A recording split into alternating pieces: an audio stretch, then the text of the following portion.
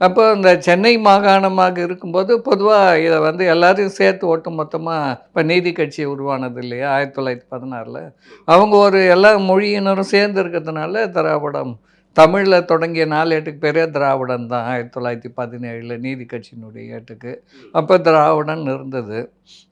நமக்கு வந்து மொழிவாரி மாநிலம்ன்றது 1956ல தான் பிரியுது. இப்ப பெரியார் நான் சொன்னேன் நீதி கட்சி தலைவரா தேர்ந்தெடுக்கப்பட்ட பிறகு அவங்க வற்புறுத்துனாங்க திராவிடம்னு சொன்னாருன்னு. ஆனா அதே பெரியார் 1956 நவம்பர் 1 மொழிவாரி மாநிலம் பிரிந்த பிறகு, அவர் வந்து தமிழ்நாடு தமிழர்கன்னு மாத்தினாரு. எல்லாரும் பிரிஞ்சு போயிட்டாங்க. இனிமே நாம தனியா இருக்கிறோம். அப்ப தமிழ்நாடு தமிழர்கன்னு பெரியார் வந்து 56ல நவம்பர் 1 பிரியுது. நவம்பர் 5ஆம் தேதி திருச்சியில செயற்குழு கூட்டி தீர்மானம் போட்டு, அதற்கு பிறகு 17 ஆண்டுகள் அவர் மறையும் வரை தமிழ்நாடு தமிழருக்கன் தான் சொன்னாரு. இடையில ஒரு நாளும் அவரு திராவிட நாடுன்னு சொல்லல.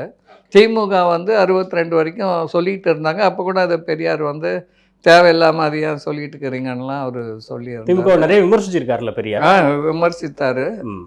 அதுக்கப்புறமா வந்து அவங்க அந்த சீனா போற காரணம் காட்டி அத வந்து கைவிட்டுட்டாங்க. அதற்கான காரணங்கள் இருக்குதுன்னு சொன்னாங்க.